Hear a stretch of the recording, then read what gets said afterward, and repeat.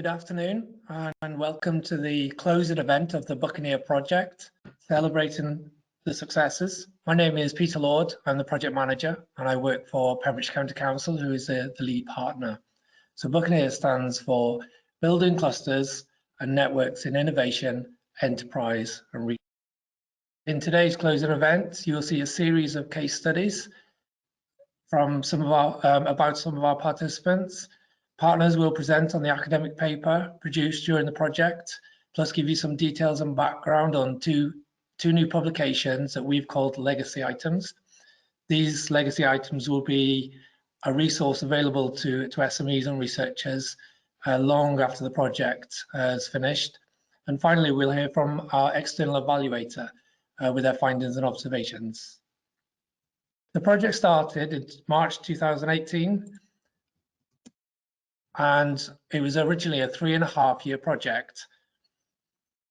However, due to the coronavirus pandemic, WEFO granted a 6-month extension, which takes us through to February 2021 to allow us to finish the project. The partnership of Pembrokeshire County Council, IT Carlow, Carmarthenshire County Council, Wexford County Council, Swansea University Institute of Life Science and BIM have delivered the Regional Development Fund through the Island Wales Project funded innovation project, supporting SMEs in the geographical area of South West Wales and just south of Dublin, all the way through across Ireland to Cork. The project was focused on the identified key sectors to support food and drink, life sciences and the renewable sectors. The aims of the project was to support established and startup SMEs to increase the innovation capacity, enabling them to produce new products and services, in turn boosting productivity and collaboration with higher education institutions. This is reflected in some of our outcomes you'll see later.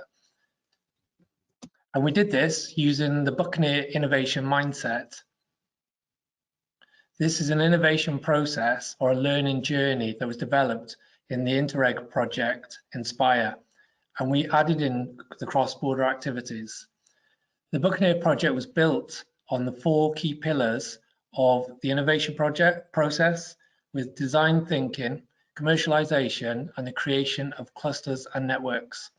And we approached that by delivering a series of innovation masterclasses designed around the learning journey workbook.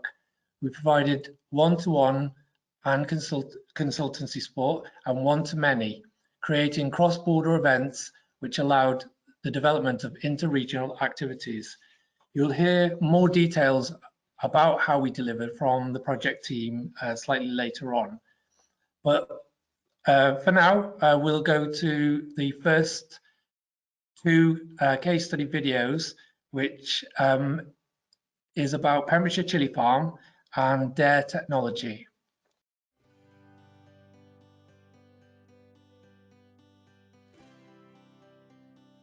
Hi, my name is Owen. Me and my wife Michelle, we started Pembrokeshire Chili Farm 3.5 years ago.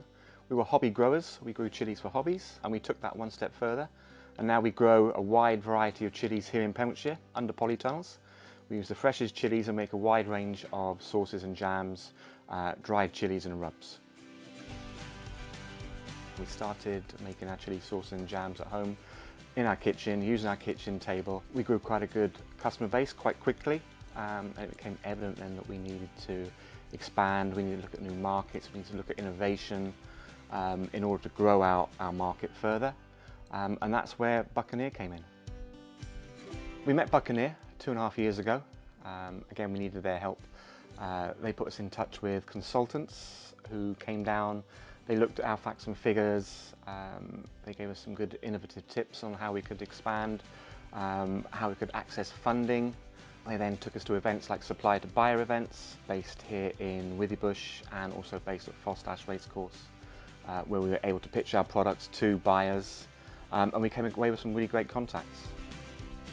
So with Buccaneer's help, we've now moved from our home kitchen and our kitchen table to our first professional premises, where we have professional kitchen, we have picking and packing facilities and office space. Through the supplier to buyer events, we met other companies who wanted to do a collaboration with us. So now we do 2 sauces. One is a Pembrokeshire Firesider sauce.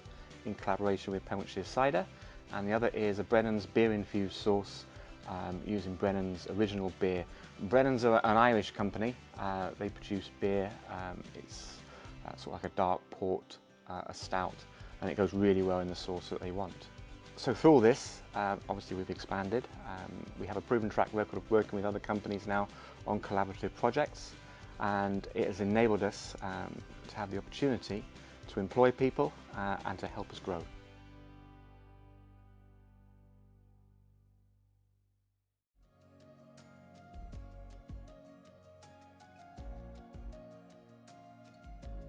I'm Darren Hayes. I'm the founder of DARE Technology, and we develop hybrid marine power systems for marine applications. We heard about Buccaneer when we met representatives from BIM at a maritime festival a couple of years ago. We knew they were looking for renewable energy projects with aquaculture applications in Wales and Ireland, so we found that we were the perfect fit. Part of the Buccaneer programme, we were given access to mentoring, which allowed us to better understand our value proposition and our market. We also had lots of online seminars which looked at routes to market, business planning, financial planning, strategic development and other very important aspects of scaling a business. The outcome of the Buccaneer project allowed us to land our first customer. So earlier this year we shipped out our first marine hybrid power system to an aquaculture site. We've been monitoring that system ever since and making sure that it performs in accordance with the specification.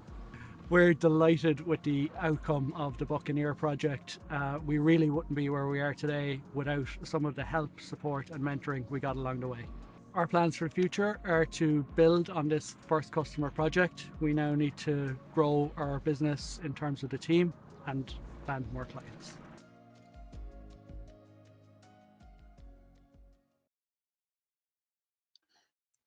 Okay, that was two of our case study videos, both excellent businesses. I'm sure you'll agree. You'll see further case study videos throughout the event. All the presentations that we do today will be available on the Buccaneer website, and we'll also recording this live to put that onto the website as well. So next I'd like to move on to introduce you to the project team. So today we've got Antoinette, Elliot, Sally, Neve, who will be presenting on how we delivered the project. Okay, thank you. So thank you very much. I'm Antoinette Jordan, the Buccaneer Project Officer based at the Institute of Technology in Carlow in Ireland. So welcome to the project delivery report section of the presentation. Members of the Buccaneer project delivery team are delighted to be here today to go through some of the key activities of the project with you. So about our project partnership of 6 partners. 1 project officer was located in each organisation. This network of 6 officers worked very closely together to implement the project activities. So on the process of recruiting, a key focus of the project was to support small businesses. We began by recruiting participants to the project. We had different approaches in Ireland and in Wales, and I'll go through those. So in Ireland, we used existing networks to promote the project. The local enterprise offices are located in the county in Ireland, and we put an advert into each of their newsletters. We also went to visit each LEO to explain the types of companies we were looking for. We then held information events in several locations where we presented the project aims and outcomes, and from then arranged one-to-one meetings with any business that was interested in joining Buccaneer. Further on in the project, word of mouth meant that we had a steady stream of businesses approaching us. During the lockdown in 2020, we held 2 online information days targeted towards Irish businesses, where we recruited even more participants. This means that there are some participants who joined the project last year, and we've only ever met them online, and they've only met their mentors online too. So it just goes to show how adaptable we all were in the last year and how effective the online tools are. So in Wales, candidates were targeted via existing business support networks with both local authorities and in Swansea University Institute of Life Sciences. Information was shared with various third-party organisations, including Business Wales. The project was also promoted at business network events in the project area. In the slides, you can see pictures from our early recruitment event. So we offered a comprehensive suite of supports for participants on the programme, including mentoring, the masterclass video and workbook, online training, cross-border networking, cross-border events, workshops and trading events. Even before the lockdown, much of the training material was available online to facilitate cross-border learning journeys. My colleagues will go through some of these in more detail later. So in terms of what we offered, the Buccaneer workbook was written especially for the Buccaneer project. The workbook sets the Buccaneer project out as a learning journey, bringing together entrepreneurs, businesses, researchers, sectoral experts in an environment conducive to building relationships, initiating pathways, imparting knowledge and delivering economic outputs for the region. It is designed as a self-learning resource to stimulate thinking, evaluate opportunities and capitalise on idea generation and creativity as a competitive tool. A copy of the workbook was available in English and Welsh for each participant. To complement the workbook, bilingual online videos were created for each chapter of the workbook, which are available on the members-only area of the website. We also shared them on our social media channels during the lockdowns as a way to help other local businesses. Each video takes the participant through a chapter of the book step by step, which enables it to be a self-learning resource. So as mentioned earlier, the Buccaneer project offered mentoring to businesses in the food and drink, life sciences and renewable energy sectors. Business mentoring was based on the Buccaneer innovation mindset, and participants worked through the workbook and the masterclass videos to understand and build on their knowledge of this proven mindset. The innovation approach formed the basis for the in-person or online mentoring session. A panel of mentors was created in both Ireland and Wales, with undertaking a process to select the most suitable mentor for the business. It is worth noting that the mentors and participants adapted quickly to the COVID-19 challenges in 2020, with mentoring sessions moving online overnight. The Buccaneer innovation mindset looked at what businesses are really good at doing, looked at the customer's real needs, and aimed to link the two. Look at the mentoring in Ireland.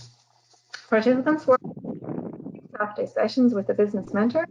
The mentor produced a report after each session, and the businesses worked through an agreed business action plan to track their goals from the first session onwards.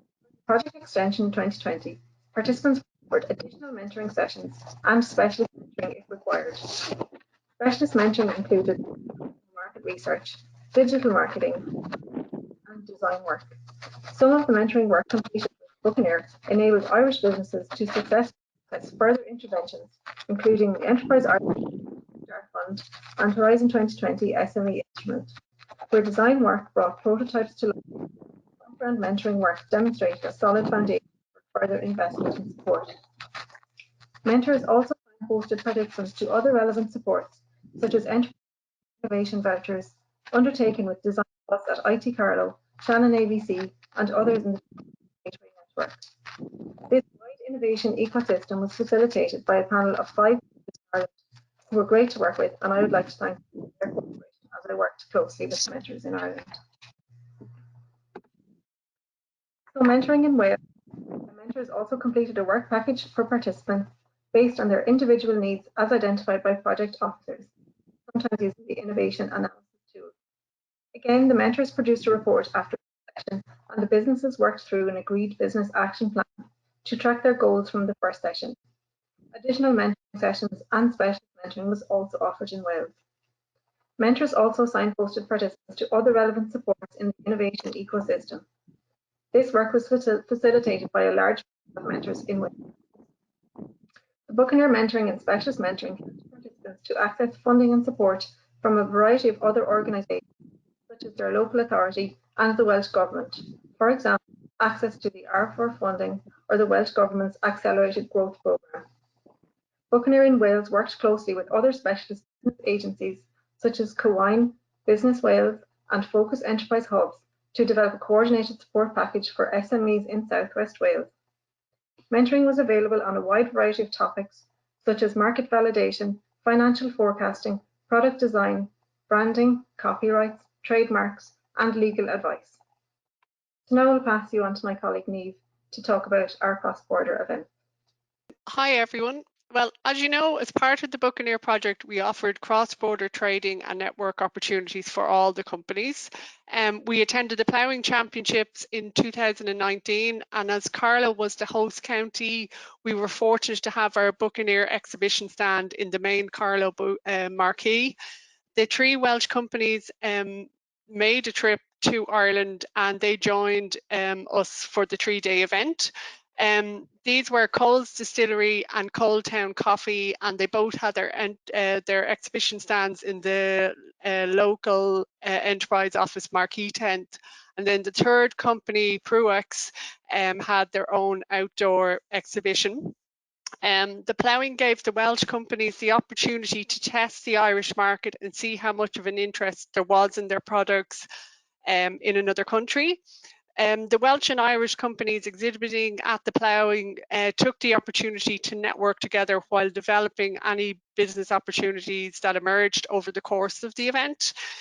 The exhibition was the largest in Europe, and as thousands of people come to it every year, it was a perfect fit for the Buccaneer cross-border event. 2 other events where Welsh companies came to Ireland were the Digital Picnic and the Food and Drink Expo. The Digital Picnic was held in Wexford in Wells House and Garden, and this was a learning and networking event opportunity, and the companies got to listen to experts sharing their expertise on various social media platforms, and all of the day's talks were aimed at small businesses. We even got our pictures taken that day with a dancing robot, so it was good fun. The other picture, the Food and Drink Expo in Dublin, gave the Welsh company Pembrokeshire Cider the opportunity to network with 9 Irish Buccaneer companies who were there on the day. So they got to meet Irish buyers at the expo, and they explored the Irish market opportunities that made available to them. The Dublin Expo gave all the companies an opportunity to generate interest in their products, and this has led to them connecting and gaining other business knowledge and contracts for future trading. This shows the social media workshop, which was held in Waterford in October 2018, and as it happened to be Buccaneer's first cross-border event where Welsh companies came over to Ireland. During this interactive session for the 3 sectors, food and drink, life sciences and renewable energy, the Buccaneer companies learned how to develop a digital marketing strategy. They learned the importance of having professional email addresses and websites. They got to question experts on social media platforms such as Facebook, Twitter and Instagram. Then they got to network over dinner with the other companies and with the Buccaneer project team. The next picture is the wellness workshop that we had in Cork in January 2020. And this was held in the Seafood Innovation Hub in Clonakilty, and we had 4 speakers that day, and this event gave the participants a chance to network and learn while also focusing on their mental and physical well-being, both for their professional and personal lives.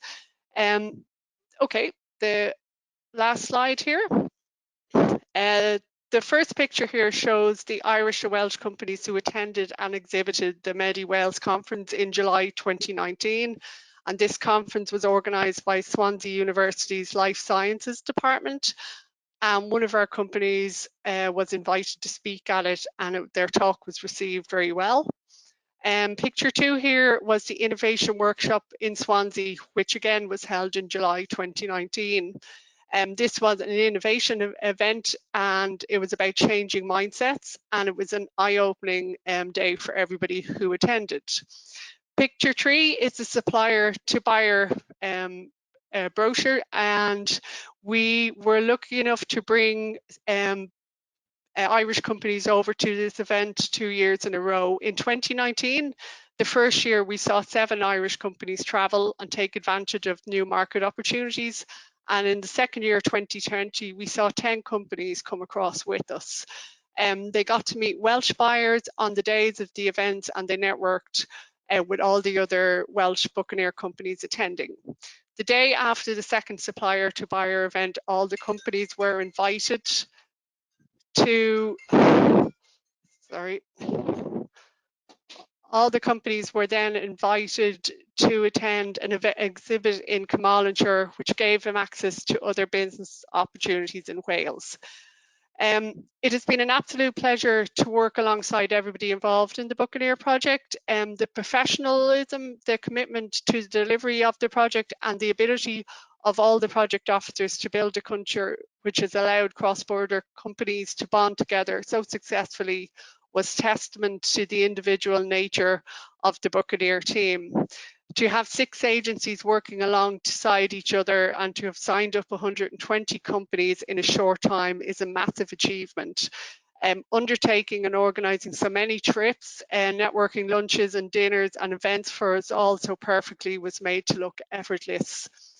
The companies who signed up for the Buccaneer project had plenty of opportunity to network. They've made business alliances and friendships along the way. They will continue long after the project finishes, and having spent time in both Ireland and Wales, I have seen firsthand how everyone was generally interested in everybody's businesses and they welcomed sharing their expertise. The level of trust, friendship and honesty shared between all parties was exceptional. I have seen people sharing their experiences and happily sitting down with others to help ensure they do not have the same misfortunes happen to them. People have shared their suppliers, their business ideas, and even their cars and homes with others on the project. For my part, this has been an incredible journey from the start. Now, everybody take care of themselves, stay safe and well, and let's all stay connected. And now I will hand you over to Elliot. Thanks, Niamh. Yeah, so I'm Elliot. I'm the Buccaneer officer in Carmarthenshire. And just to summarise what Niamh has very well taken you through is the cross-border events. We ended up running 10 cross-border events over the life span of the project. And alongside those, we had over 50 regional or local events available to either Welsh or Irish enterprises to come along to.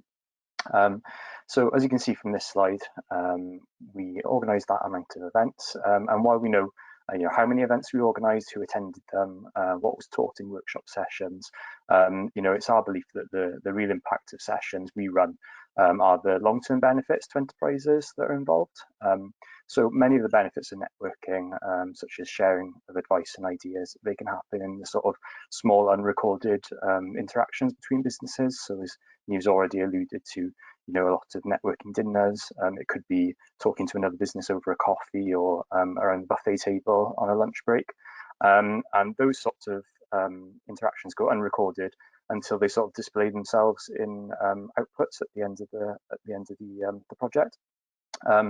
So since joining the project and through the support they've received, many of our participants have expanded their operations to include cross-border elements, or they've collaborated on a product idea with a fellow Buccaneer participant.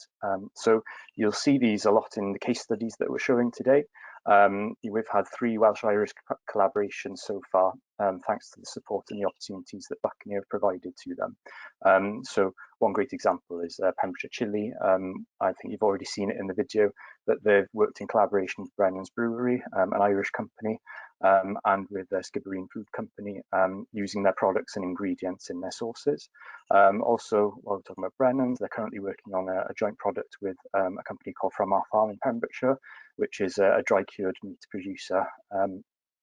We've got a lot of examples of collaboration between local businesses as well. So on the Welsh side, Pembrokeshire Chili have worked with the Pembrokeshire Cider Company, again using their ingredients in their sauces.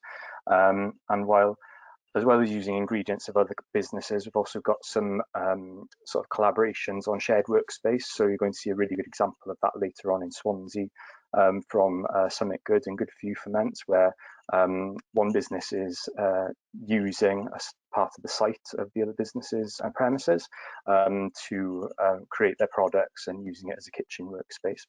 And that has come about through the connection of those 2 businesses through one of our learning journeys or local events. You can also, if you're one of our Welsh audiences, you should be enjoying the hamper that you sent through the post from Northern Heritage, and that's another great example of local businesses coming together through the Buccaneer project to include their other businesses' products in their services. So they regularly include products from Tidy Coffee and Tea Traders in their breakfast boxes and hampers. And we've put together those products in a one-off hamper for this event as well. And finally, through the support and the opportunities that Buccaneer have provided them, one of our businesses has expanded their operations in Ireland to be able to increase the amount of customers that they reach and connect to in Ireland, and the amount of staff that they commit to that part of their organisation. And also through Buccaneer, they've expanded their business to include a franchise in South Africa, and they're currently looking at a second franchise in the North American market. So you'll see on the video, I don't want to spoil it too much, but as part of the video later on in the presentation, you'll see Aled from Pruex talk about that when he was being interviewed. So that's kind of like the summary of some of the, say, softer outcomes, I suppose, from our cross-border activities and events. So I'm going to hand you over now to Sally, my colleague in Swansea, and she's going to talk about the extension period that we were granted from WEFO, the activity that we undertook through the COVID resilience survey. So Sally, if you want to start talking about those. Thank you, Elliot. Good afternoon, everybody. My name's Sally Gates, and I'm the project officer based at the Institute of Life Science in Swansea University. So I'm going to cover the last year of the project delivery, 2020. And what a year that was. It started off very well with our 2 cross-border events in January and February. But in March 2020, when the full lockdown was announced in both Ireland and Wales, the project only had 2 months left of delivery. At that time, our focus went into delivering the remaining support and mentoring for all of our participants online. So in May, just as the project was due to draw to an end, we were fortunately granted a 6-month no-cost extension due to the pandemic. This gave Buccaneer an excellent opportunity to replan the remaining project delivery. So we drew on all the knowledge and experience, and indeed lots of lessons learned during the initial 2 months of the lockdown. This included taking the delivery of the project online, but it was far more than that. We had to acknowledge that the participants' operations had changed very significantly during this time. So we also needed to redress the innovation support that we offered in line with the business's changing priorities. So to plan the remaining delivery, we needed to really understand the impact of the pandemic on our presenters and our participants. So we prepared a tailored survey, which is a resilience survey, which would identify how their operations have been affected, understand their current business priorities and how these have changed, clarify the specific innovation support that they now required from the Buccaneer project, and confirm if academic support or research was needed to support their businesses. This would help us with signposting to other research projects or academic support after the end of the project. And also understand the networking opportunities which would be required upon completion of the project, and to maintain the Buccaneer networks. So the results of the Buccaneer participant survey really helped us with our new strategy in place and create a project extension plan. And I want to say thank you to the Swansea University PhD student, Michael Wynne, for helping me collate all the survey data. Thank you, Michael. We had amazing response rate. We're on the right slide now, by the way, everybody. We had amazing response rate of 44% of participants completing the survey. Throughout the lockdown, and with the help of the survey results, we delivered over 1,000 hours of mentoring, workshops and events tailored to the individual participants' requirements. This equated to more than 1/3 of the total project delivery. We prepared 7 bespoke workshops presented by our mentors and tailored to meet the requirements of our participants. Now, this included innovation mindset training, which supported businesses to help reevaluate their changing priorities and support them to make the most of the new opportunities that have become available during the pandemic. To cover other requirements highlighted in the survey, we also prepared 30 information documents in 3 key areas. These were known as the Buccaneer Bite-Size series, which were delivered via email to all participants. Whilst we did focus on the Buccaneer innovation mindset and journey, we could not ignore that the survey results requesting digital training to help businesses move online and to support their marketing and social media strategy. So for a large number of our participants, moving online was not a choice during the pandemic, but a requirement to survive. So without the in-house knowledge to deliver this specialist support, we approached the lovely team at Carmarthenshire Hub to help organise, prepare and co-host 2 full-day digital events, which were very well received by all attendees. So just to summarise 2020 for the Buccaneer project, we carefully listened to our participants' needs in line with the project remit, and we were able to continue delivering the project successfully throughout the whole year. The activities and the workshops also ensured that we were able to strengthen the networks, reinforce the innovation capacity, and allow participants to become more resilient during the pandemic. So just on behalf of all of the current and previous project officers who have worked on Buccaneer, I want to extend a very big thank you to all the mentors, the participants, the partners and stakeholders who have contributed to the project. Your help and guidance has been really appreciated, and a very, very big thank you to our participants, each and every one of you, who we've supported along the way. We've really enjoyed seeing your businesses grow and develop, and it was a real pleasure to work with every one of you, and we wish you all the very best of success for the future. Thank you very much. That was brilliant. That is really good. I need to say as well, we are missing a team member. Siobhan, unfortunately, is off ill at the moment. She's had an accident and I think she broke her arm. So get well soon, Siobhan. But Siobhan is from Wexford County Council. But I think one of the things that definitely came out was the strength of the partnership in terms of each partner brought a different strength, towards the project, but also the partners worked together to help each other out. We had quite a change. We had a change of staff, people retiring, leaving, or a changeover. So each partner supported each other, and that's definitely been a success throughout the project, and very much challenged in 2020. So next, I'd like to move us on to the next 2 case study videos, and we will be seeing Aoife from Good For You Ferments and Claire from Meadows Skincare. Thank you.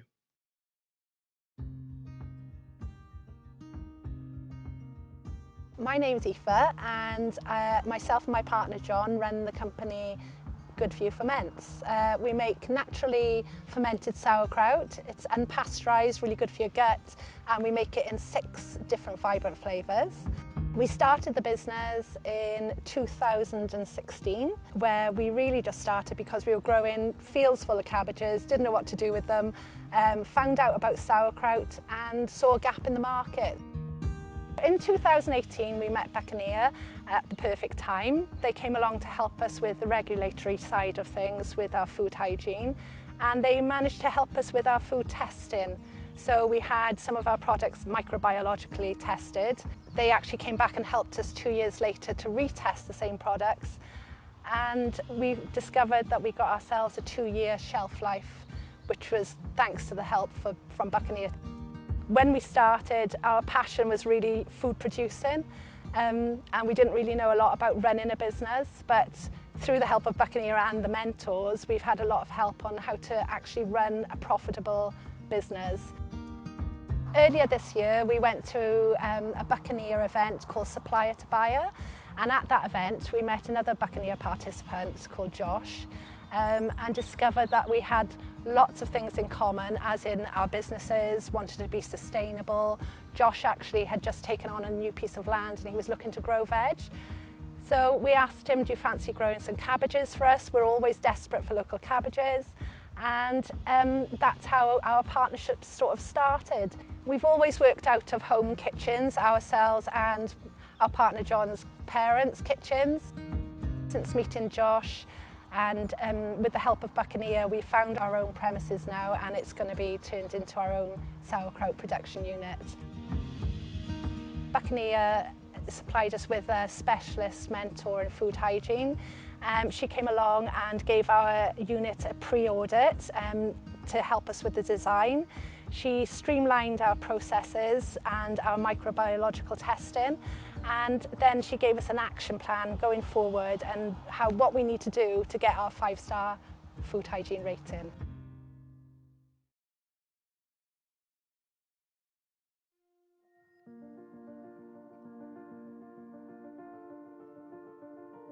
My name is Claire Williams and my business is Meadows Pure Skincare, and we're here 3 years now making natural skincare products for women and their babies.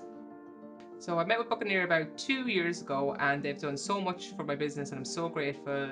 They put me in touch with great social media people to help me with Facebook and Instagram. Brilliant contact for improving my website. I had a mentor that was very specific to my needs, and she was able to put in place a whole business plan for me to see where the whole business is going. We also got to be able to have a section at a big international trade show in Ireland, and they've just done so much for my business. I've absolutely had such an enjoyable experience with Buccaneer programme. I only wish they could continue. They've been so supportive, and to be honest with you, my business wouldn't have developed to the level it has without Buccaneer.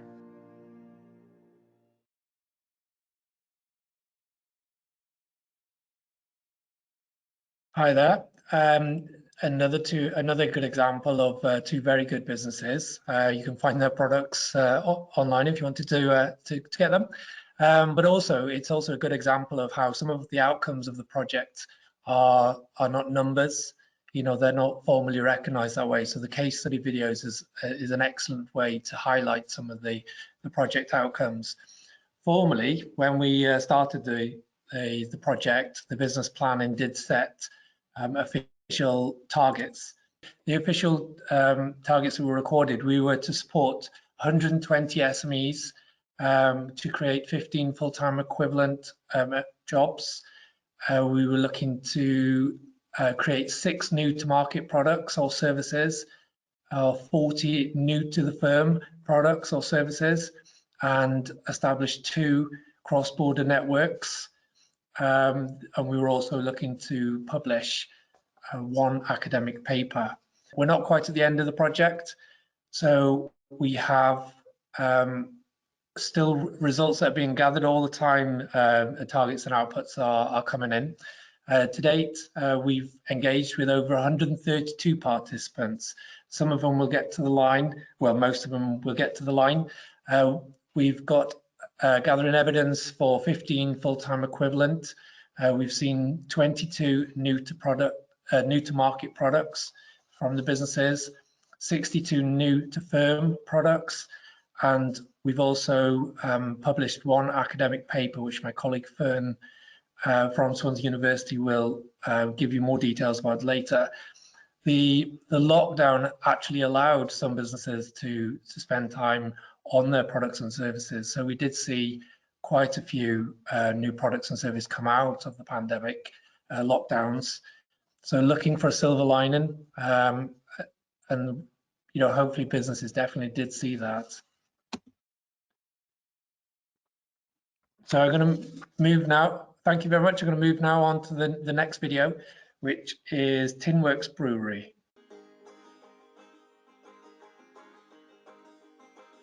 Hi, I'm Matthew from Tinworks Brewery in Llanelli.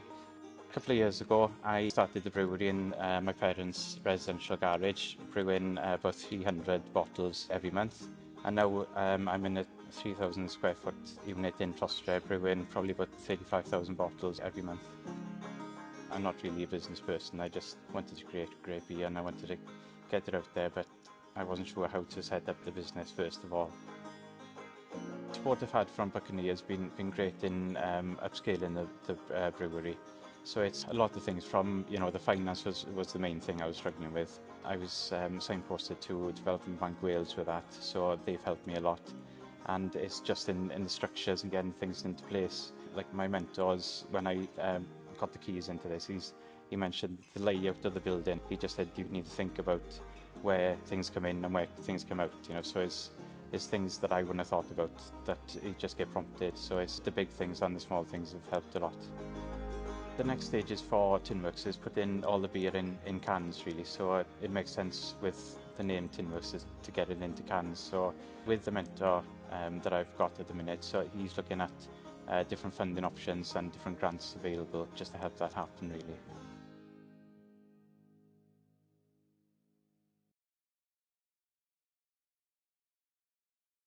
Okay, thank you. Another good example of a brilliant business that participated in the Buccaneer project. Next, I'd like to move on to, I did allude to the academic paper, and next I'd like to introduce you to Dr. Fern Davis from Swansea University, who, hi Fern. Hi Pete. If you could give us an overview from the academic paper and your presentation at the conference. No problem at all. Hi everyone. So for those of you who I haven't met during the duration of the project, my name's Fern Davis. I'm an academic in the School of Management at Swansea University. I'm also proudly the previous Buccaneer project officer from Swansea University Institute of Life Sciences. It's an absolute pleasure to be here today to talk about the academic paper, but arguably more importantly to celebrate the hard work that has gone into the Buccaneer project over the past 3 to 4 years, and the wonderful businesses that we've interacted with and hopefully impacted in a positive way. I definitely recognise some of the faces today and some of the case studies as businesses that I signed up 2 to 3 years ago, and just to see kind of the massive progress of their businesses and the innovation that they came to us with, it's so fantastic to see, and it's such a positive outcome. Next slide, please. So the academic paper that we've published evidences the contribution of Buccaneer and is titled Buccaneer, a Cross-Border Innovation Ecosystem. This paper was presented at the 15th European Conference on Innovation and Entrepreneurship, that unfortunately wasn't held in Italy. Instead, I presented that from my rainy office on Swansea Bay campus, but nevertheless, it was still a brilliant experience and ticked the box of the academic paper for Buccaneer. As mentioned by Peter, as a project, Buccaneer has 3 main aims. So the first is to strengthen the innovation capacity of SMEs on the Welsh and Irish border. The second is to enhance research and technological development by investing in the development of new products, processes and services. And the third is to assist the formation of cross-border clusters and networks that promote knowledge transfer between businesses and other institutions. And it's really the purpose of this academic paper to indicate the ways in which these aims have been achieved by Buccaneer over the past few years. Next slide, please. Okay, so I won't talk in too much detail about the formality of the methodology for this particular paper, but broadly speaking, the paper presented a qualitative case study of Buccaneer, and this examined the progression of our innovation projects from our wonderful SMEs, but it also showed how networks and clusters have been developed and enhanced. So the data that we collected was through an innovation analytic tool and through network data. So the innovation analytic tool specifically looked at the project portfolio, and it allowed us to identify the strengths and perhaps challenges at a business level, at a sectoral level, a regional level, and as a whole cohort for Buccaneer. So this data was really beneficial because it allowed us to create bespoke interventions. And as we've seen in all of the presentations previous to this, those bespoke interventions took many different forms. So one-to-one consultancy, workshops, and also those cross-border learning events. And the network data was also then collated through numerous different programme documents through our project officers and through a number of telephone interviews. And this process involved identifying the nature and also the strength of relationships between actors. This allowed us to then analyse the formation and enhancement of networks and clusters. Okay, next slide, please. So this is our innovation analytic tool, and this was developed by Dr. Tom Howson of Swansea University Medical School, and its intention is to help practitioners to support innovation management through the use of a scorecard. And this scorecard is used to benchmark innovation performance against measures of recognised good practice. So this scorecard, it covers aspects such as planning and strategy, linkages, market readiness, innovation team characteristics, etc. I won't go through all of the findings, but we did look at strengths and challenges of the whole Buccaneer portfolio. We looked at by region and by sector, and we did this at start and on conclusion of Buccaneer interventions to benchmark any progress that was a result of the Buccaneer intervention. As a whole cohort at start of our interventions with Buccaneer, and there are numerous different strengths of all of our participants. So organisational culture, team characteristics, resource inputs, and links with market and industry were particularly strong. There were, however, some challenges which were really useful to identify to then create workshops and interventions to try and address these. Challenges identified were the technology readiness level of our innovation, regulatory engagement, which a lot of our interventions were pushed towards, market readiness, and also links with academia. Our findings already show that there have been improvements with these benchmark measures, and particularly following intervention with Buccaneer. And this is particularly so with the market readiness and links with academia, which is exceptional for us as a project. Okay, next slide, please. Next slide, please.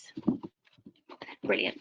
Okay, so networks can be identified as any collection of actors that pursue repeated, enduring exchange relations with one another. And the figure on the slide shows a really nice visualization of the emergent Buccaneer network following our initial analysis. Our findings showed that actually 173 stakeholders across private, public, and third sectors formed 301 unique connections across sectors, broader clusters, and supply chains. And we do expect that to increase significantly as we collect data towards the end of the project. An extremely positive finding was that 72% of participant and programme leads reported repeated dealings with partners. And what this is it means that there's evidence of strong trust between these network members. And hopefully this means that there will be enduring relationships beyond the timeframe of Buccaneer as a project.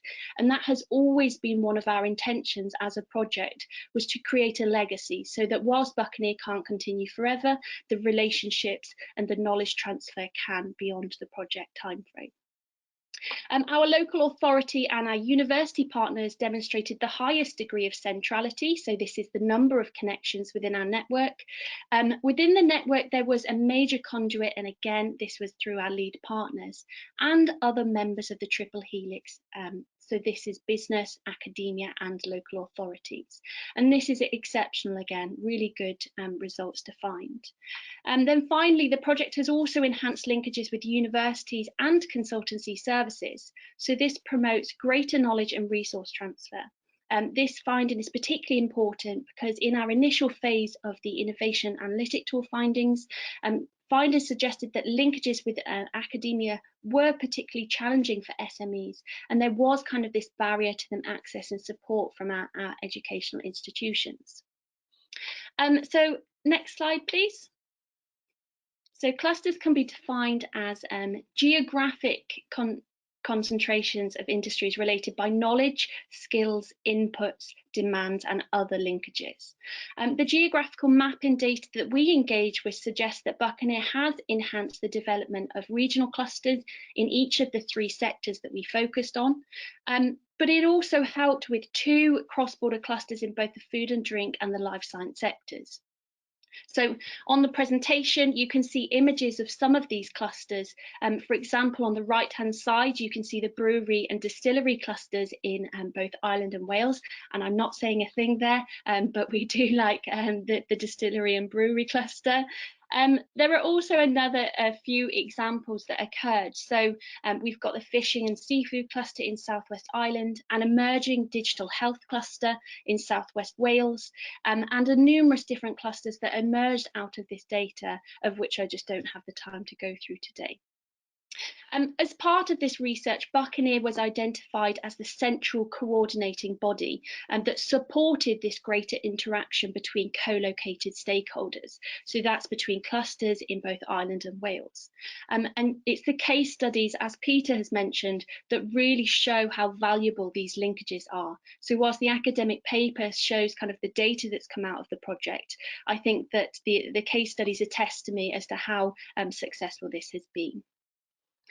The linking of the cross-border innovation clusters has also enabled participants to engage more effectively with international markets, as we saw in the outputs, and also with their counterparts in the different regions. And I'm sure that you'll all agree with the current climate, the establishment of these relationships has been particularly vital. Okay, next slide, please. Okay, so whilst the data collection was extensive for the initial academic paper that we published, we are hoping to complete supplementary data collection of the innovation analytic tools and the linkages data following conclusion of all of the Buccaneer interventions. Once that data collection is complete, we will again engage with the analysis process to establish both the progress of our SMEs and their innovations, but also with the network and cluster development. And we expect to see an increase in the linkages and establishment of those clusters. So the reason why we want to go through this process again is because we aim to publish another academic paper in the International Journal of Innovation and Regional Development. And by publishing academic papers such as these, it really does identify the business, regional, sectoral and programme strengths and challenges between both of these regions. And this can help to inform policy, inform other legacy innovation projects, inform practitioners, and also to identify future research opportunities. And this will assist with the support and, most importantly, the recognition of the exceptional work that SMEs are doing within both of these regions. Okay, next slide, please. Okay, so whilst I recognise that this photo is horrendously out of date and a lot of our colleagues have moved on or have different roles now, I just want to thank all of the project partners and staff, the participants, and anyone who I or our team have worked with over the last few years. Personally, I am so incredibly proud to have been part of the Buccaneer project and to watch so many businesses thrive and also show resilience in what has just been extraordinary times. Please keep in touch. I'm really looking forward to the rest of the ceremony. So thank you so much, and I will see you all soon. Thank you very much, Fern. That was a good presentation, a huge volume of work you've done there as well. And again, you mentioned it a couple of times in terms of the legacy. This project in itself is a result of the legacy of a previous project.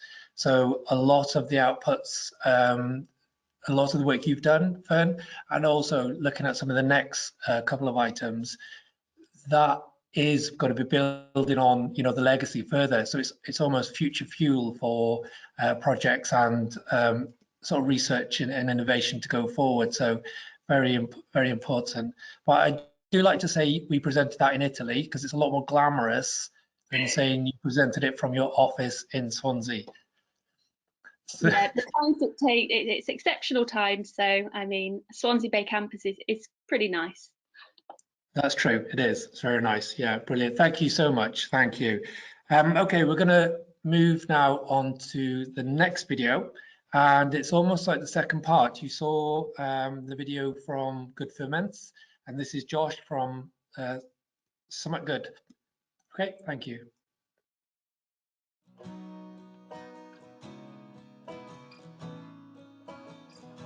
So I'm Josh. We set up an organisation called Summit Good, and we're on our site now, which is a little 3-acre plot in Dunvant in Swansea. And we are all about just creating opportunities for people to do their Summit Good. So on the site here, we focus on food and local food production. So we do a little CSA, which is 20 members at the moment. But we also have got a resident pig called Gary, and we're looking to do like a local organic pig project. We met Buccaneer back in 2019, and we just launched a food product called the Truffle Bar and a kitchen where it was at the Truffle Bar. And Buccaneer really helped us just develop that initial kitchen and help us with all the HACCP we needed to get in place, and they actually helped us get a separate organisation in to look at our hygiene standards and to help us with risk assessments and all of the paperwork that we needed. When we got onto our site here, we got on in February, and we just started doing our veg boxes with the CSA, and so Buccaneer really helped us to understand what we needed in place for delivering fresh local vegetables in our veg boxes, and they just brought clarity in understanding how we stored the food, and if we just was to store it for longer, we would need X, Y, and Z in place. It was just a really welcome to kind of calm us down and make sure we weren't going to kill anyone or break any laws or anything like that. So it was actually a Buccaneer Supply to Buyer event that we met Good For You Ferments, and they're another organisation that were just trying to grow. So when we moved on to this site, we had a spare shipping container, and it just all fit really nicely because they said, hey, we can move into the shipping container and make our purpose-built kitchen in there. And I was like, well, we could grow cabbage for you. And we just formed this really nice relationship, which we've just been developing, and they're about to move into their kitchen, and we're growing their cabbage now on site. So that's really awesome.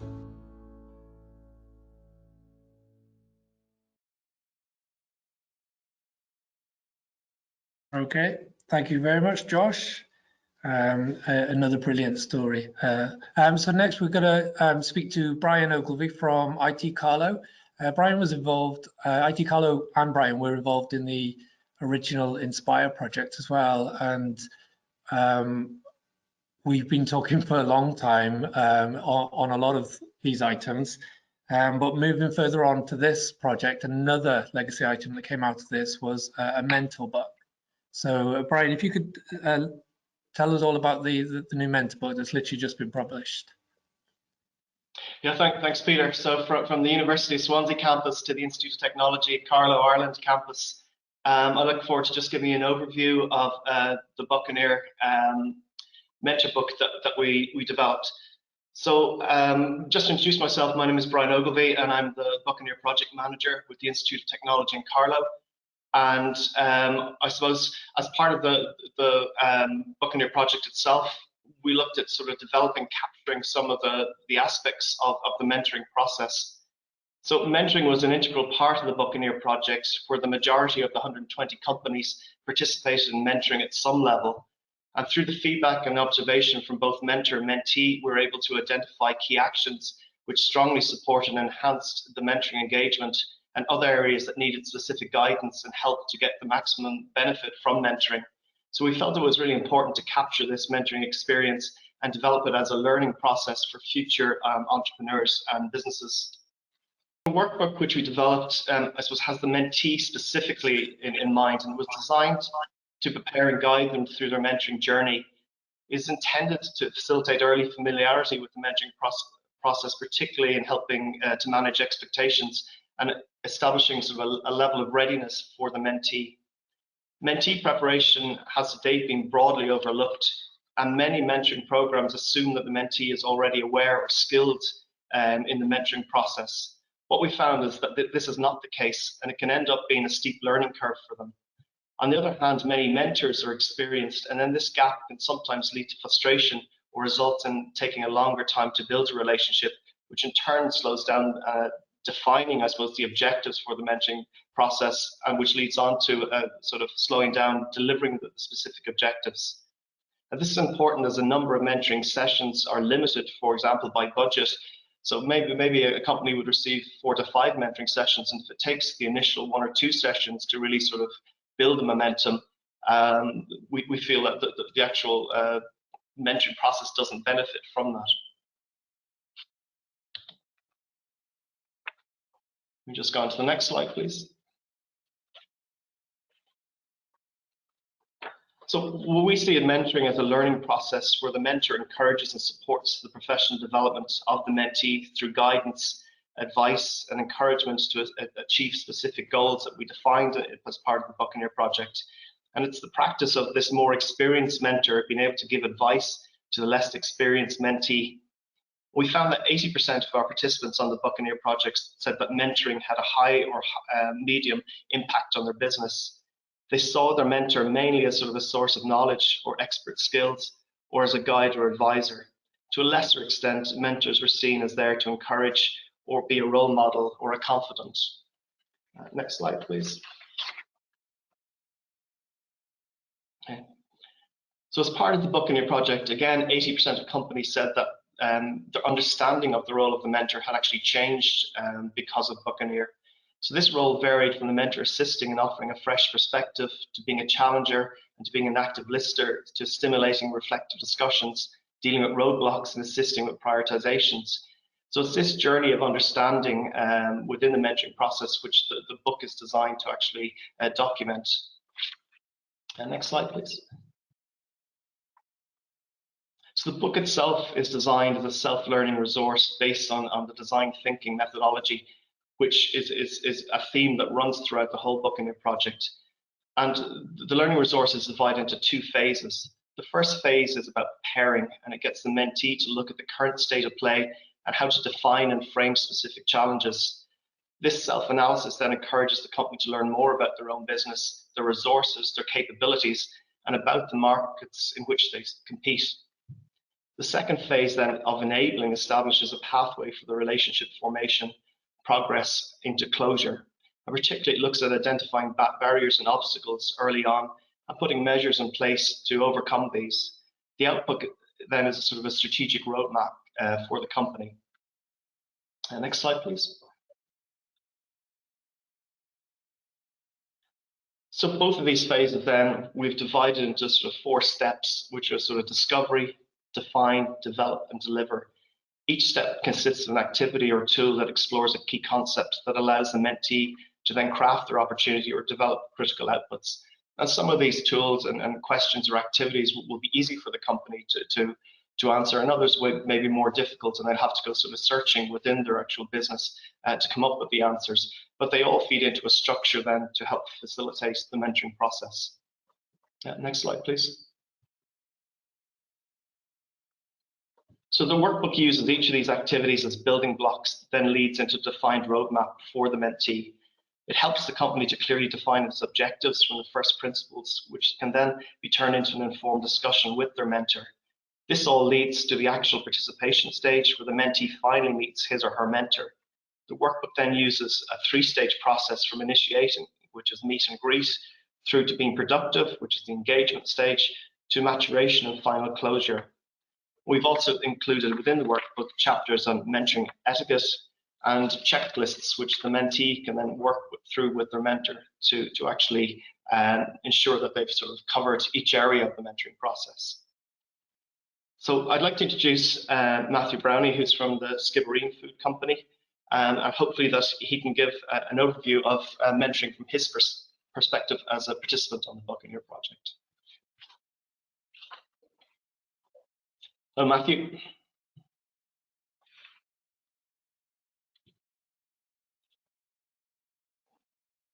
Hi everyone, hello from Skibbereen, and thanks Brian.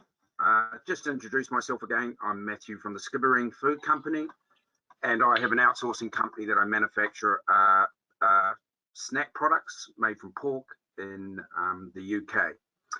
So for me, the mentoring with Buccaneer has been the most rewarding thing that's come out of Buccaneer for me. Back in the past, I've always haven't really been confident with mentors in the past for reasons where I felt the wrong mentor was assigned to me, and really they didn't know what I wanted, and nor did I know what I needed. So the Buccaneer project assigned mentors to me that have proven to be so beneficial to my business, from digital marketing, product development, business mentoring, and across all other areas. By attending 90% of the networking events, the relationships have been built with all the mentoring bodies, and today I'm still working with these mentoring companies.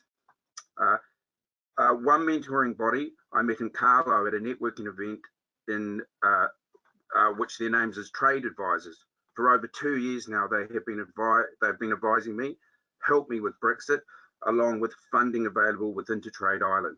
I'm happy to announce, due to working with trade advisors, between the both of us, I've just secured a listing in Sainsbury's in UK, which starts in about 4 weeks, and I'm over the moon.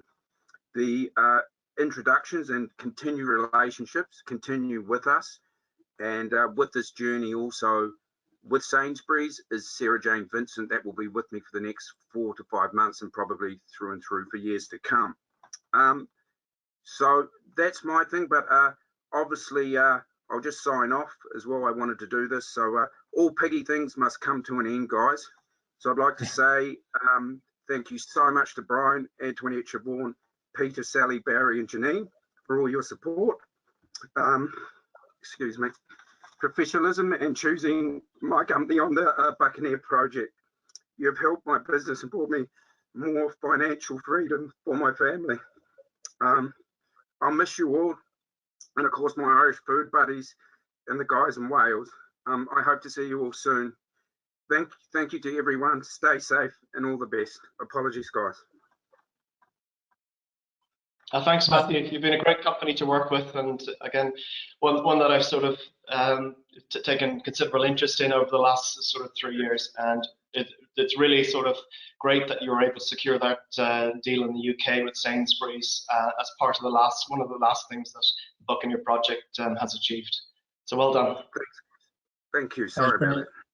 Thank you very much, Matthew. It's been an absolute pleasure working with you, and hopefully we'll carry on working together anyway. You're going to be hopefully passing through the ports here, stop off, and we'll carry on the conversations. Thank you very much. Next, I'd like to move on to the next video, Trudy's Kitchen.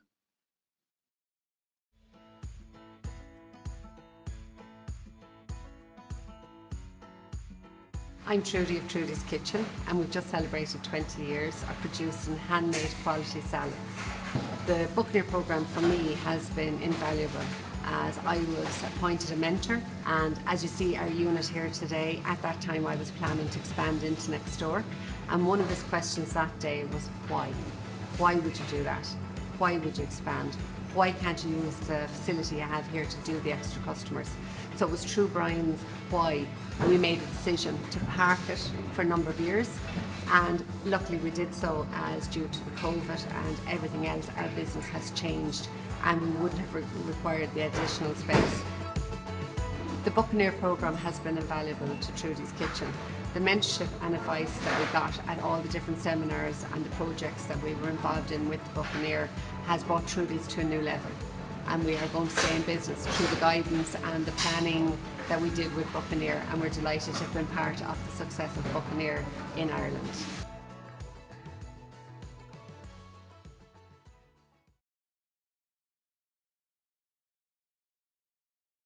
Okay, brilliant.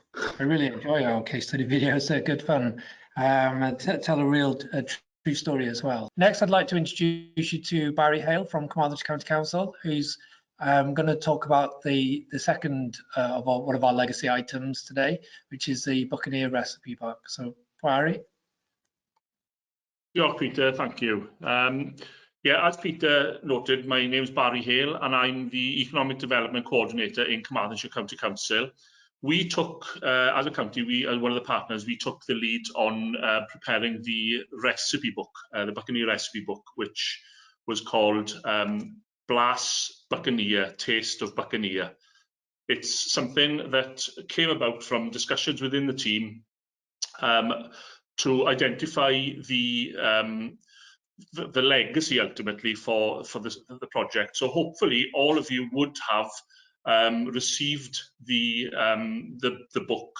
Those of you certainly who have registered for this particular event before the 7th of January would have received it within the hampers that all of you received over the last couple of days, which have worked out really well, and the feedback has been excellent. So thanks to Myrddin Heritage, the Ardkeen Food Company and Kind Earth for distributing the hampers and of course the recipe book within those.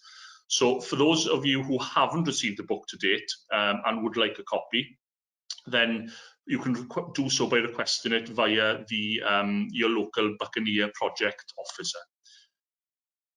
So the book, as it looks like that, and I think the key thing that we were looking at of being the objectives of the book was for us to have a tangible publication that would give us a way of illustrating the skills and the talents of our producers and growers who had been engaged with the project. So it would also highlight the cross-border and inter-county collaboration within the project, which again the Buccaneer enabled to happen. And as I've already mentioned and mentioned by previous presenters, it was something that provides a legacy for Buccaneer for years to come. So initially, in taking through the journey of how we came about it, so we identified the book would be an excellent way of being able to get and meet that objective, but we didn't have the expertise as a team ourselves to be able to work and do that internally.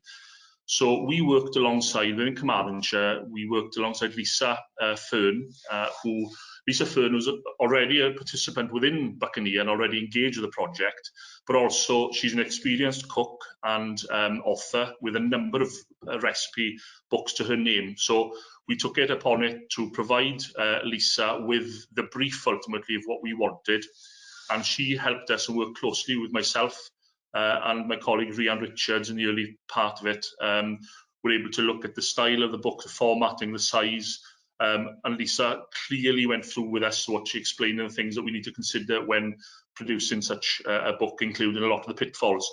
So at that point, we contacted, and Lisa contacted a lot of all the participants within the food and drink sector that were engaged with Buccaneer at that time.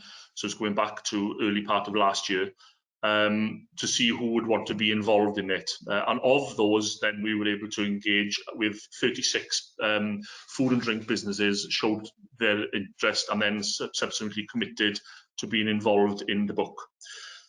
So the next step really was to work alongside Lisa once again, who then provided us a bit more detail, a bit more ideas in terms of the suggested format, the sections, what we were looking to do, the running order of the book and the content. And as such, then she came up with some suggested recipes, either standalone recipes or some fusions between ingredients from partners within the Buccaneer project of Irish and Welsh producers. So once that was all presented to us, we as a Buccaneer team had a good idea of what was expected of us, and we were then able to review the ideas that she presented. And as such, then we committed to move forward with the project of the book. So at that point, we then commissioned Lisa to undertake the work moving forward. So Lisa Fern was the one who coordinated the team. So the team included Lisa, like I mentioned, and she was able to design and confirm the recipes using the produce supplied by the Buccaneer businesses. She liaised with the participants for the content and images for the biogs within the book, and also being able to source the various produce that she was going to be using in the recipes. Also, some of the participants themselves provided their own recipes and images for their dishes as well, which would be incorporated within the book. And ultimately, at the last part of that, Lisa was able to utilise the ingredients that was available to her and cooked and prepared the food and plated the dishes for the purposes of the photography. Then we had Aled Llywelyn, who did the photography for many of the finished dishes with great effect, as you would see from the book, which is outstanding work, to be fair. And then the book itself, Rebecca Ingleby Davis was working alongside Lisa then to design and format the layout and the style of the book in the various drafts throughout the process until the finished product. Eleanor Wynne Reynolds was the translator, so she translated the content from English into Welsh. And as finally then we had Zenith Media to do the printing of the books, packaging of the books and distributed to the suppliers of the hampers directly so they can be included in the boxes, which ultimately were distributed over the last week or so to everybody, like I said, who registered on to this event. So massive thank you to that team in particular, because we certainly would not have been able to do it without the expertise, the professionalism, and the support and advice shown throughout was exemplary. So again, big thank you to everybody in that team, and also a big thank you needs to go for myself as well for the other project officers within Buccaneer for their contributions throughout the process, to be able to get to where we had as a final product. So in terms of the journey to get there from start to finish, there was a lot of positives with regard to what we experienced. It's certainly the book as a finished product, for those of you who've seen it, met the objectives and more, really. It's been a positive learning journey for everybody, all of us who've been involved with the process of this book from start to finish. It really has been a positive learning journey for us all. And clearly it's enabled collaboration of businesses from both Ireland and Wales throughout this process. So it obviously didn't come without its challenges. Naturally, the implications of the COVID pandemic over the last 12 months or so had a big impact, with moving timelines, moving goalposts, and just the practical issues that came about that.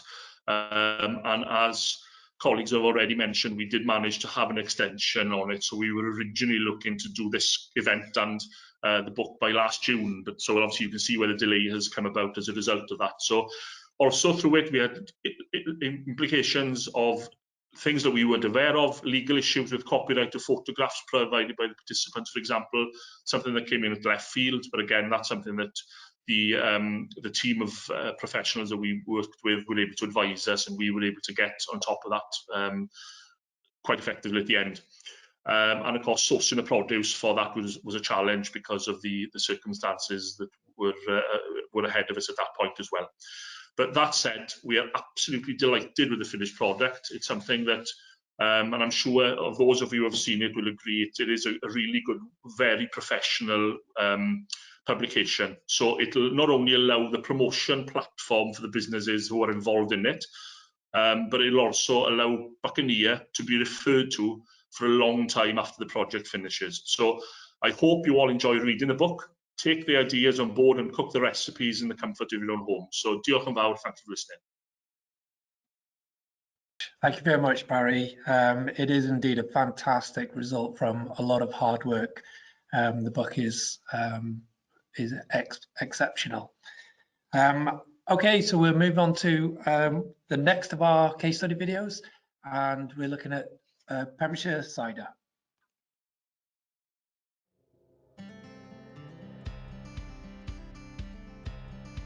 Hi, my name's John Ryan. I'm one of 3 partners from the Pembrokeshire Cider Company.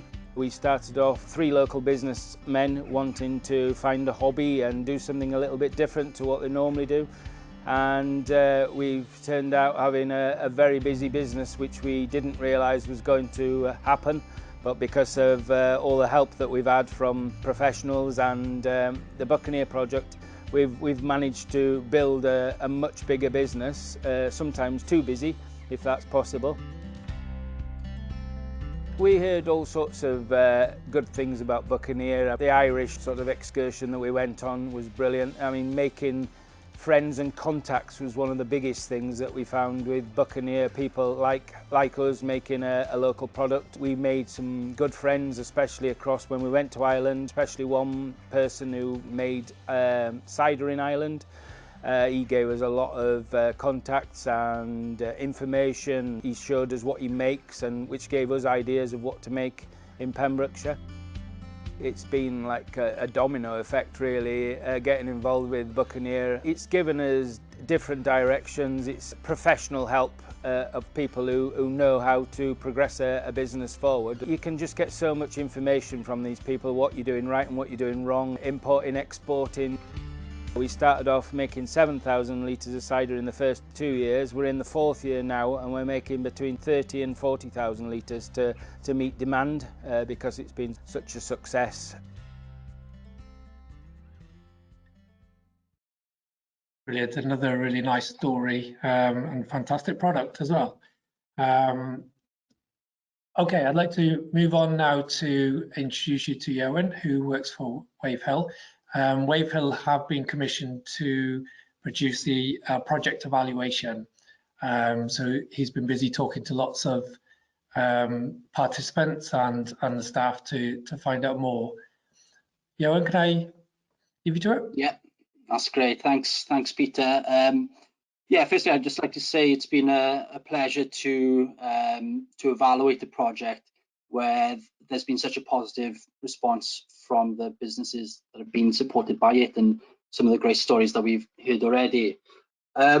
So as Peter mentioned, I'm Ewan Tavey. I'm a consultant with Wavehill, and we're an independent social and economic research company based in West Wales in Aberaeron, and we do a lot of evaluation work, including a lot of evaluations on business support programs. So we were commissioned right at the beginning to do this external evaluation of Buccaneer. So we did the first phase of the evaluation. Well, we did it over 3 phases, and we did the first phase right at the beginning, so that we could set up the evaluation process, so that we could understand the project and sort of plan the evaluation. We then did a mid-term evaluation in 2019, where we looked at how the project had progressed up to that point, and looked at some of the improvements that could be made and made some recommendations around that.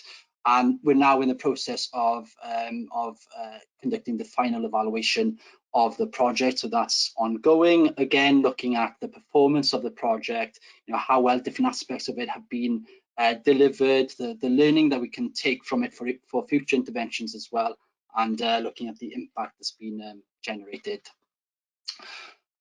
So in order to inform that process, we did a lot of consultation work with the key stakeholders, 39 interviews with the team members over the 3 phases, spoke to 11 external stakeholders. And as many of you will know, we're also running the participant survey. So it says there that that we have 65 responses to the survey, but actually I think it's up to 75 to 80 responses now, from 130 odd businesses, which is a great sort of response rate. And just to let you know as well, the survey will remain open until the end of next week, February the 5th. So if any of you are interested in taking part of the survey and providing your feedback, and haven't had that opportunity to do so, please get in touch, and you can see my email address there to do so, and we can then arrange for one of our research team members to give you a call. But for everyone that have provided their feedback and engaged in the evaluation, I'd just like to thank you all very much for that. So all of this research will feed into a final evaluation report that we will produce by the end of next month, which will really have the detail of our findings, which obviously I don't have time to go through today, but hopefully I can give you just a taste of some of the findings coming out of it. So if we return then, if we look back at the original rationale for the project, why was the support needed? So it was around, as several of the previous presenters have mentioned, it was about developing innovation capacity and innovation culture within businesses in Ireland and Wales. The theory being that would then translate into new products and services. It would also improve the businesses more broadly, and that would provide an economic return for those areas, for those businesses and for those areas.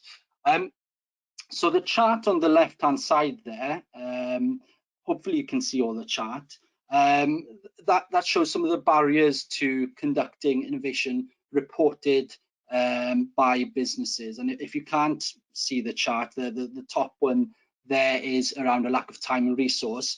But in addition to that, it's not just about time and resource. It was also reported by a large proportion of businesses that they lacked the know-how, the knowledge, and they didn't have the innovation process in place, that understanding of how to innovate, didn't have a strategy and vision in place to innovate. And so there are some of the things that this project was designed to address. And one of the things that we also looked at in the evaluation was to what extent did the support provided to business focus on innovation, or whether it focused on other things. And we looked at businesses' motivations to participate. That was one of the first questions in the survey.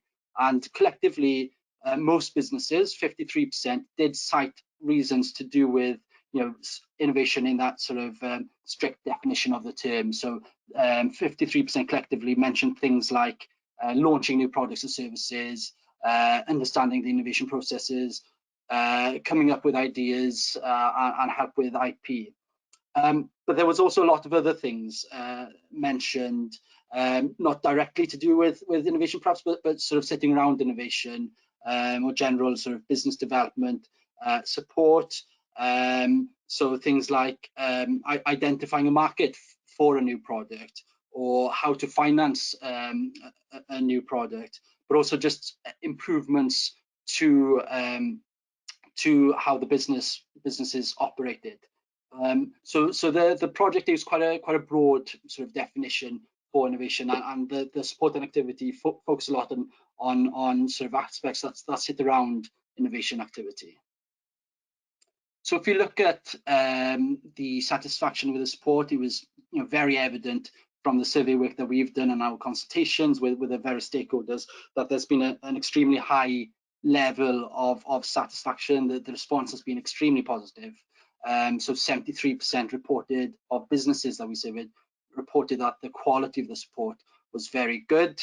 And as you can see with that chart on the chart there, it shows a very positive response to the different support aspects. So the darker the colours there, the more positive the response. And at the top there, you can see 71% provided the top score for support from project officers. And that's consistent with the feedback from some of the other project team members and the mentors as well, where they identified the project officers as being real assets to the project, with lots of good examples of collaboration between project officers, but also between the project officers and the mentors, where we were told that they had a really good sort of understanding and relationship generally, and therefore project officers were able to match mentors with businesses where those capabilities and needs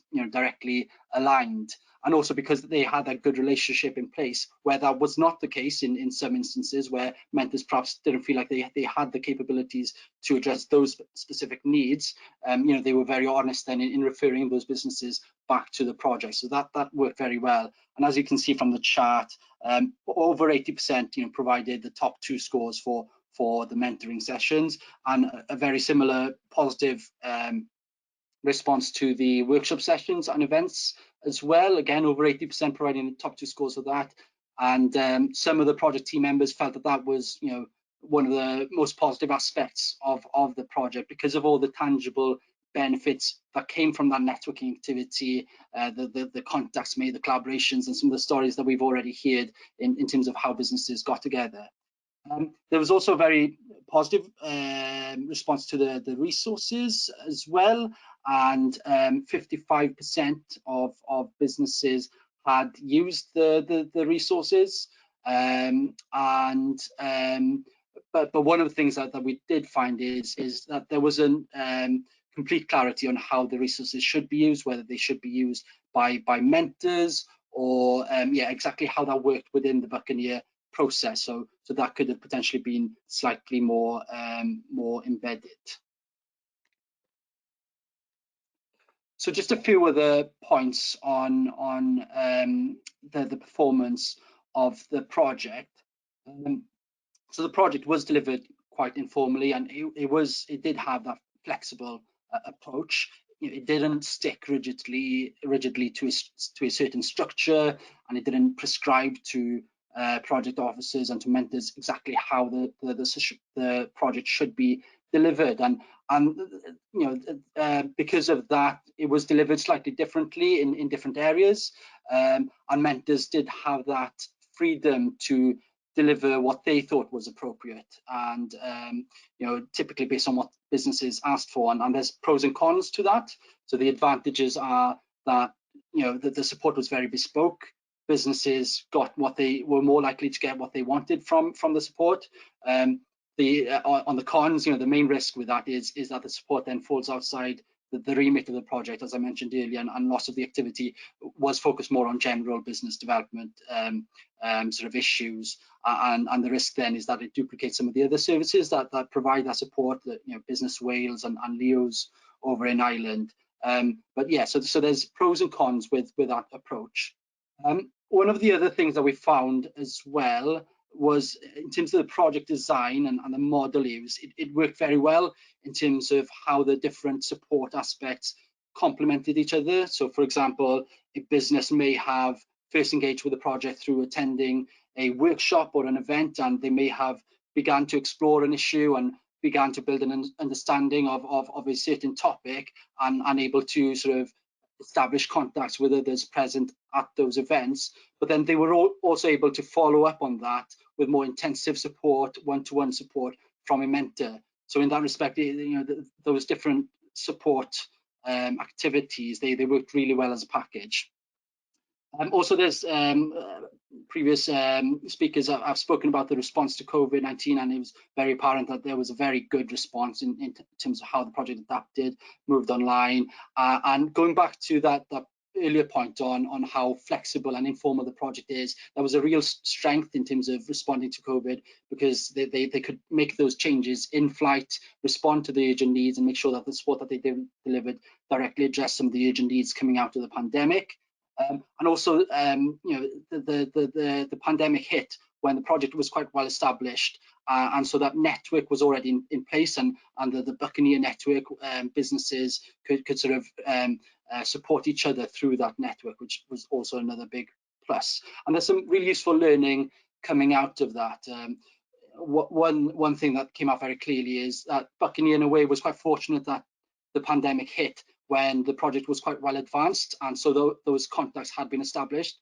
So when they did move online, it was quite easy for people to adapt and to engage. Whereas perhaps if it had hit right at the beginning, before people had met face to face, that may have been more of a challenge.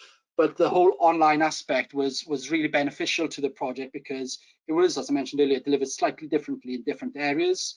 And so having it online, where everyone in Ireland and Wales could access, meant that there was that greater sense of cohesion to the project. So going forward, that might be something to focus more on, but potentially after making those in-person contacts initially. Moving on then to looking at the outcomes then, what's been achieved by Buccaneer. So going back to the original rationale of developing that sort of innovation culture, most businesses that we survey, they do feel like they are now better able to innovate because of the support, where 74% said they understand, they have a greater understanding about research, development and innovation and the role that it can play in their business, and 67% said that they're more likely to conduct RD&I going forward as well. And with that chart on the bottom showing some of the main areas learned from the support, some of the main things coming out is that businesses have learned about developing ideas, managing innovation, becoming creative, etc. But again, the main thing mentioned there is a broader outcome around identifying market opportunities. Going back to previous point, that a lot of the support and the outcomes did focus on slightly broader things than the strict sort of definition of innovation.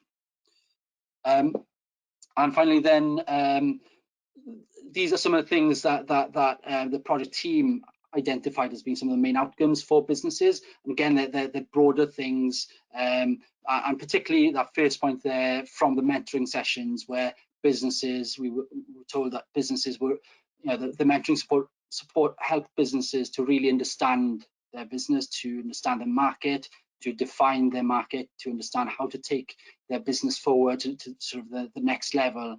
And also some really good examples, which I think have already been sort of mentioned, of sort of winning new business, lucrative deals, the Sainsbury sort of win that was mentioned earlier, and all the cross-border trade through the collaboration between the Irish and Welsh participants as well, and lots of examples of developing joint projects, etc. And also the legacy, which has already been mentioned, which is the resources that have been developed and they will be used in other services going forward. So I think that's everything I wanted to go over. Hopefully that just gives you a flavour of the findings, and diolch yn fawr. Thank you very much for listening. Brilliant. Thank you very much, Ewan. I appreciate that, and we're looking forward to the final reports. It's always interesting to see how things worked out, how things, you know, looked at the end and whatever, looking back. So it is interesting. Brilliant. Thank you very much. We've got another video now.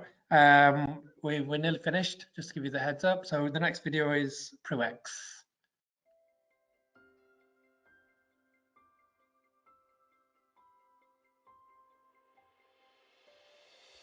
So I'm Aled Davis. I started PRUX in 2016 as the result of conducting a field farming scholarship where I travelled internationally for a 2-year period looking at the use of antibiotics.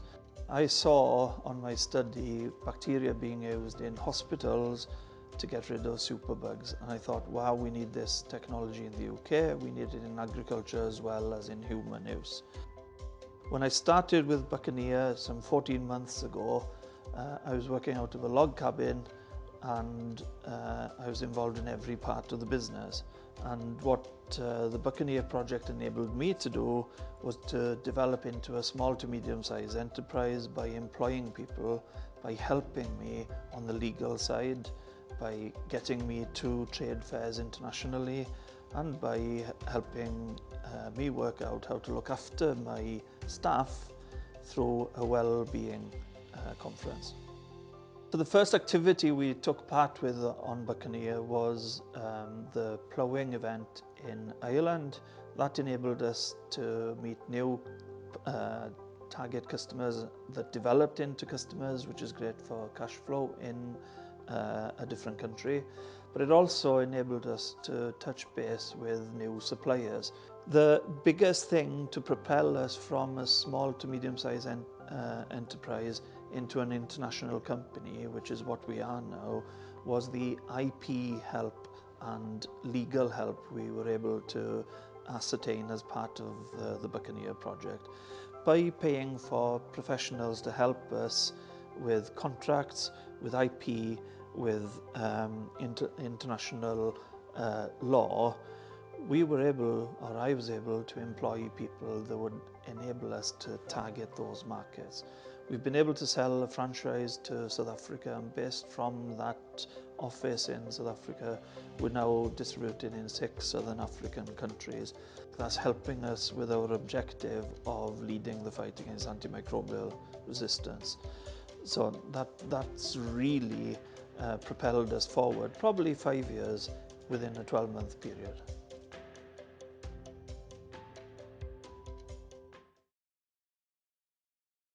Okay, another fascinating business there, and a very interesting story. I learned a lot from Aled. Myself and Pembrokeshire Sea Salt learned a lot on a ferry trip over to Ireland. Very interesting. Okay, I'd like to move on now and introduce Liz Hall from Wexford County Council. She's going to give a summary of today's events. Thank you, Liz. Okay, thank you, Peter. Yeah, hello everyone. I'm Liz Hoare, as you can see there, Head of Enterprise and Economic Development with Wexford County Council. And as we approach the close of this afternoon, I want to extend a really warm welcome to you all for joining us today in these strange times, and welcome you to what is the final part of the Bucanier closing event. I suppose to say, well, what a journey this initiative has taken us on as we celebrate the Bucanier project and its legacy, a beacon of light that has demonstrated to us all the resilience of our enterprises, their tenacity and their stories that capture our hearts and minds. With the unprecedented arrival of COVID-19 early last year, we saw how agile our businesses were, as Bucanier adapted, like so many projects, to moving their services online and supporting businesses through these challenging times. While sadly we cannot be with you all in person today, we are certainly here with you in spirit. And I want to take this opportunity to congratulate all the team who worked so hard to put together today, from the agency partners, the project officers, the case study enterprise speakers, They really pulled out all the stops for this virtual Buccaneer closing event. As you heard earlier this afternoon, Buccaneer is about building clusters and networks in innovation, enterprise and research by supporting businesses across the Irish Sea, in Ireland and Wales, to have an innovation mindset. Buccaneer recognise that running a successful business is more than just having the right product or pricing strategy. It's about embracing new ways of thinking, opening our horizons and adapting to new technology or customer markets with the help of the Buccaneer Toolkit. The presentations and case study videos that we saw this afternoon have been supported by the independent research by Wavehill and demonstrate the many key attributes of the project, which enable shared learning and experiences to develop ideas, new markets and products, and very importantly, to create local jobs with impressive results on the targets of the project metrics. The three key sectors of food and drink, life sciences, and renewable energy saw the Buccaneer project develop the resource tools during the project through collaboration with third-level education providers and the provision of highly skilled mentors, which has enabled entrepreneurism, innovation, and leadership capacity among the SMEs.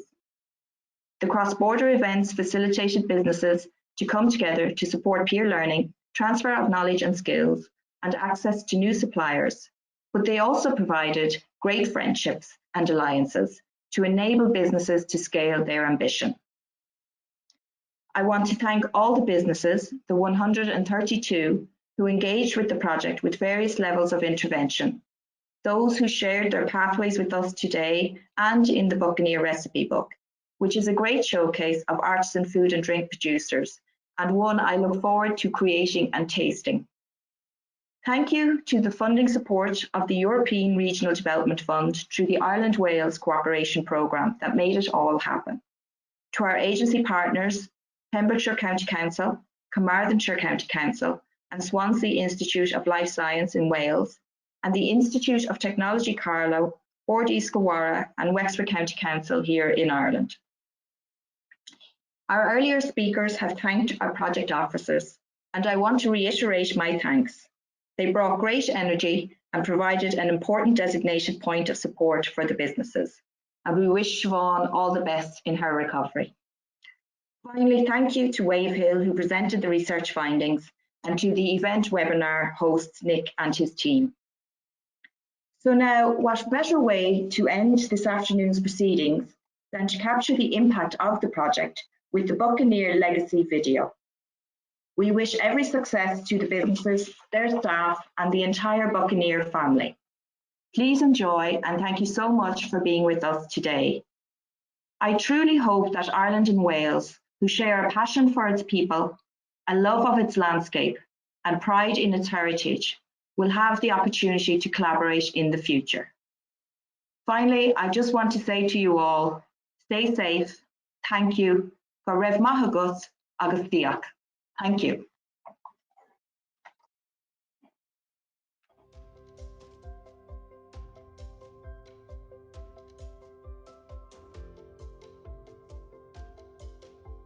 The Buccaneer project stands for Building Clusters and Networks in Innovation, Enterprise and Research, and it's a project that supported Irish and Welsh SMEs to develop an innovation mindset so they could go forward and develop new products and services, and this has been concentrated mainly in the food and drink, life science and energy sector. The partners are local government and higher education organisations, and we've been able to bring our experiences and wealth of contacts with us. We've used a framework of mentors who've also been specialists in their areas, and this has allowed a sharing of innovation knowledge and also sort of building the capacity within the businesses to grow even further. The Buccaneer project has delivered over 2,800 hours of support, activities including 10 cross-border events, more than 1,500 hours of tailored mentor support, approximately 800 meetings between partners, mentors and participants, over 50 live events, all of which helped new businesses to enter the market, helped with business expansion and created links with international markets. The Buccaneer programme has been invaluable to Trudy's Kitchen. The mentorship and advice that we got at all the different seminars and the projects that we were involved in with the Buccaneer has brought Trudy's to a new level. The networking with Buccaneer is very good. For me personally, it's been a great asset. I have learnt so much from the project, and it's also taught me a lot about myself.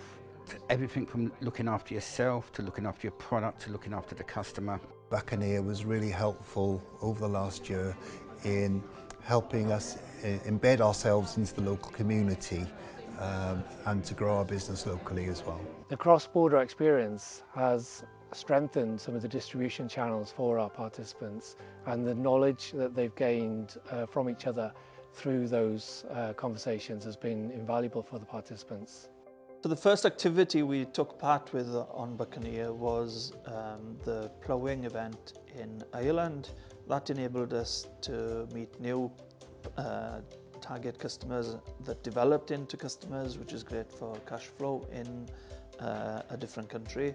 But it also enabled us to touch base with new suppliers. So it was actually a Buccaneer supplier to buyer event that we met Good For You Ferments, and they're another organisation that were just trying to grow. So when we moved on to this site, we had a spare shipping container, and it just all fit really nicely, because they said, hey, we can move into the shipping container and make our purpose-built kitchen in there. And I was like, well, we could grow cabbage for you. And that's how our partnership sort of started. Through the supply to buyer events, we met other companies who wanted to do a collaboration with us. So now we do two sauces. One is a Pembrokeshire fire cider sauce in collaboration with Pembrokeshire cider, and the other is a Brennan's beer infused sauce using Brennan's original beer. The unique thing about the Buccaneer project is that we use an innovation analysis tool to design a bespoke work package for every business that enrolls onto the programme. So that means that we're not using a one-size-fits-all service, but tailoring the support to the individual business's needs. So we can offer them anything from one-to-one consultancy support to group learning sessions, online seminars, and cross-border learning opportunities between Ireland and Wales. The Buccaneer project leaves a lasting legacy, including the Innovation Analysis Tool, the Innovation Workbook for Entrepreneurs, an academic paper, Buccaneer, a cross-border innovation ecosystem, a recipe book, a mentoring workbook. Legacy items also include 19 masterclass videos, 30 bite-sized worksheets, 9 success story videos, clusters and networks, cross-border business collaborations. In March 2020, when Ireland and Wales went into lockdown, all Buccaneer support moved online and a 6-month project extension was granted. Participants completed a tailored survey to help us understand their changing innovation needs and business priorities. This allowed us to deliver a further 1,000 hours of tailored support, 7 bespoke online workshops, create 30 fact sheets, and co-host 2 full-day digital events to support businesses' smooth transition to online trading and become more resilient. The biggest thing to propel us from a small to medium-sized enterprise into an international company, which is what we are now, was the IP help and legal help we were able to ascertain as part of the Buccaneer project. We've been able to sell a franchise to South Africa, and based from that office in South Africa, we're now distributed in 6 Southern African countries. That's helping us with our objective of leading the fight against antimicrobial resistance. The outcome of the Buccaneer project allowed us to land our first customer. So earlier this year, we shipped out our first marine hybrid power system to an aquaculture site. The Buccaneer project engaged with 132 participants and helped businesses in Ireland and Wales to create 15 full-time equivalent jobs, introduce 22 new-to-market products and 62 new-to-firm products. Working with the participants also enabled the partners to publish an academic paper on cross-border innovation. The project set ambitious targets to make an impact in the cross-border region and successfully met or exceeded these targets. We're delighted with the outcome of the Buccaneer project. We really wouldn't be where we are today without some of the help, support and mentoring we got along the way. I've absolutely had such an enjoyable experience with Buccaneer programme. I only wish they could continue. They've been so supportive, and to be honest with you, my business wouldn't have developed to the level it has without Buccaneer.